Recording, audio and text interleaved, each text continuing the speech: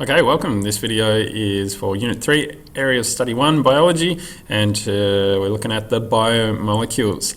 Going to look at the four main groups of organic compounds that we find in our cells, those carbohydrates, lipids, nucleic acids, and proteins.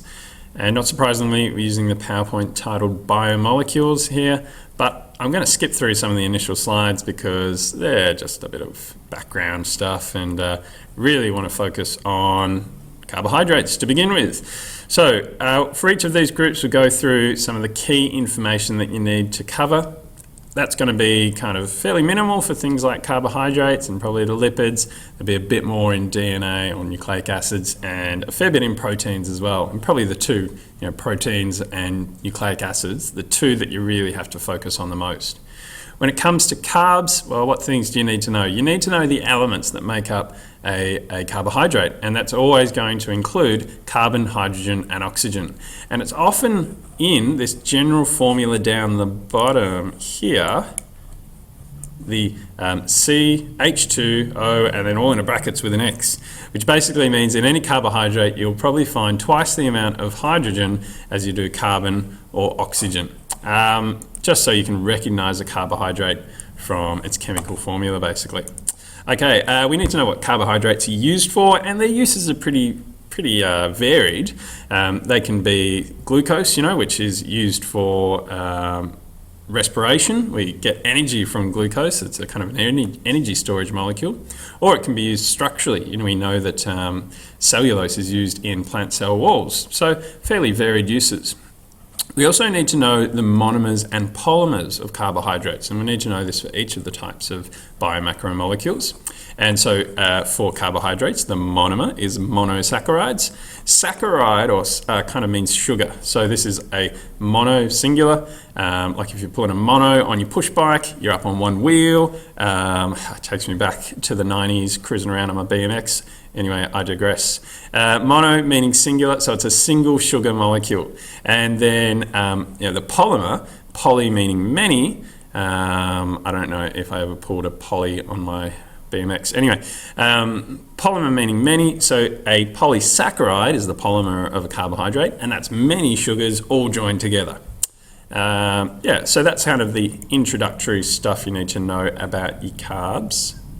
And if we can go to the next slide, there we go, we can go to the next slide. So monosaccharides, these single sugar molecules, if you want to go research monosaccharides, and hey, why wouldn't you, monosaccharides, then you'll find that there's lots of different types. There's glucose is the most common. There's fructose, which seems to pop up in the media a bit more often relating to diets. I'm on a fructose-free diet, which I don't know if people actually realize what that means, but it sounds kind of catchy. But then people do have legitimate reasons not to eat fructose as well. There are some kind of conditions where people are allergic or something like that. I'm talking like I know much about it, but I really don't. And then there's ribose and deoxyribose are two other examples, and we'll probably see a bit about ribose and deoxyribose when we look at nucleic acids because they form part of a nucleotide. But as far as a monosaccharide is concerned in the field of glucose, the field of carbohydrates, the main one we need to know about is glucose, and that's mentioned in the study design nice and clearly. You definitely need to know the chemical formula for glucose because you need it for some of those important equations. So C6H12O6. And you need to know what glucose is used for, so the primary energy source for fueling our cells. Respiration, anaerobic and aerobic, uses glucose to help us make ATP so that we can do stuff. You need to know what the diagrammatic representation of glucose looks like, which is on the right here. That pentose, we call it a pentose.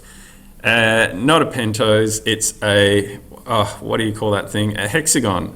I think it's a hexagon, I hope it's a hexagon. It's got 6 sides. It's got 6 sides.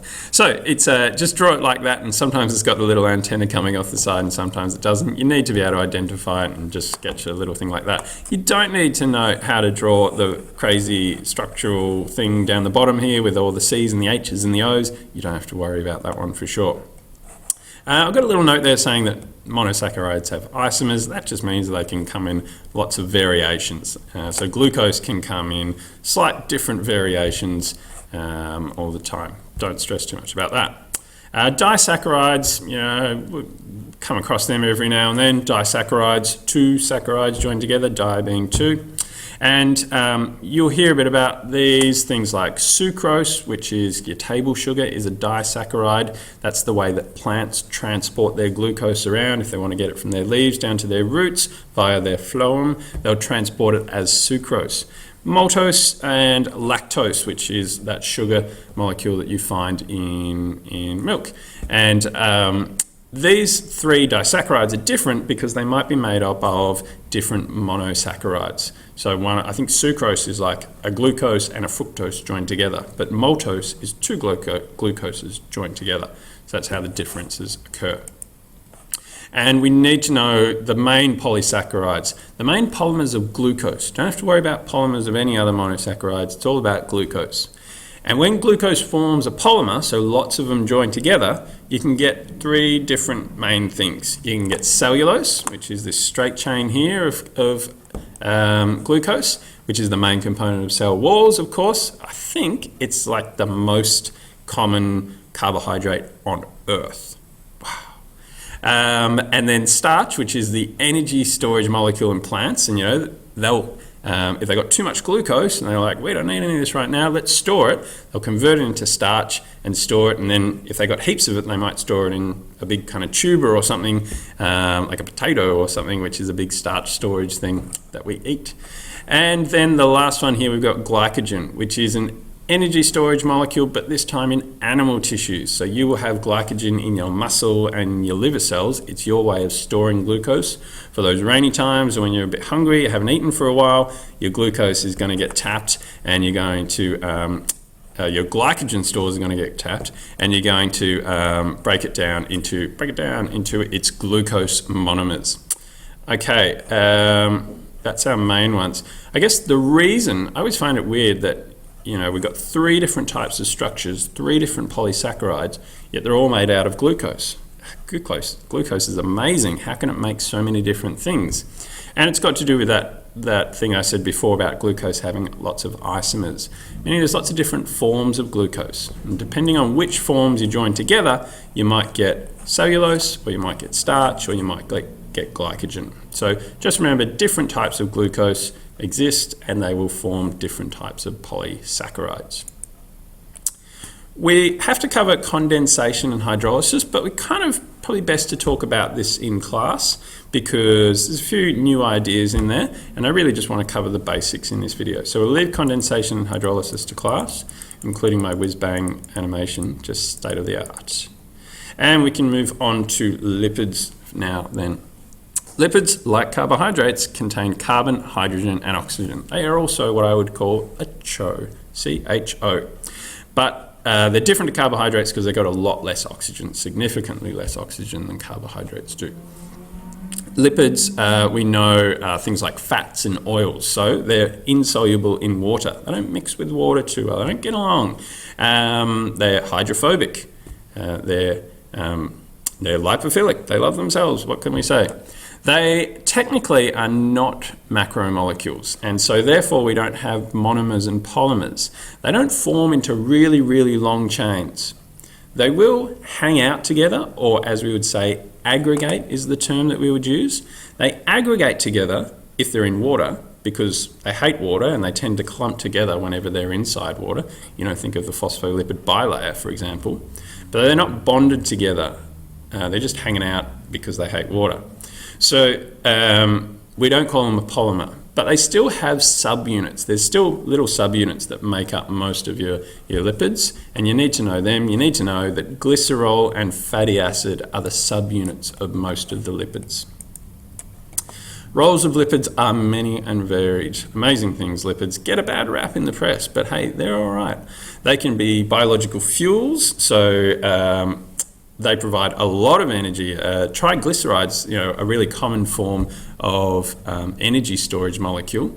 And if we kind of have heaps and heaps of energy or glucose inside our body might even convert some of that glucose into triglyceride, into a lipid, to store it for a rainy day. And of course, some of us end up storing a lot more of that than others, so we'll be good for many, many rainy days.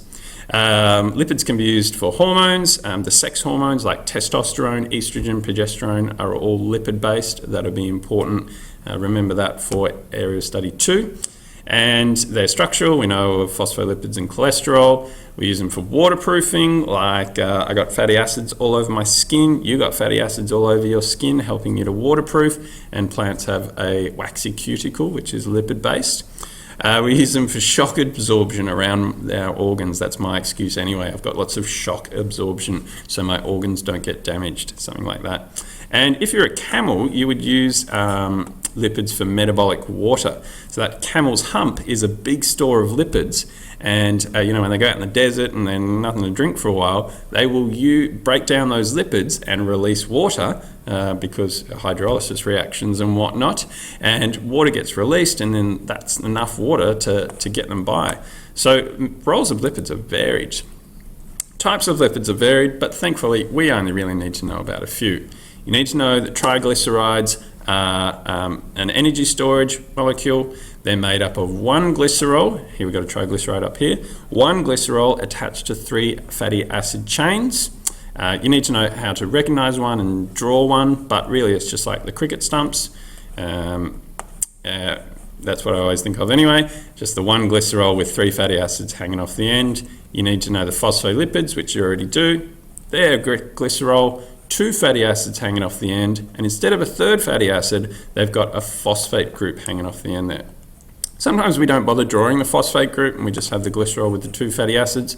But if you wanted to get really technical and legit OG with it all, then you could draw the phosphate group on there as well. We need to know that steroids exist. We don't need to know about the structure of steroids because they're well crazy, well whack. All you need to know is that they're types of lipids for now, and we'll talk more about them in a little bit, in a couple of months or whatever. Those fatty acids that are joined onto the glycerols can be varied, saturated, unsaturated forms. Look, it's debatable how much of this you need to know, so I think we'll leave that and we might have a chat about that in class. And this is how the lipids are made through the lipid condensation reaction. 3 different reactions that create the triglyceride. Cover that a bit more in class as well. So I think for now we'll stop that video there, cover it off the first 2 types of kind of organic compounds that we want to deal with, and next video can deal with the rest of them. All right, cool.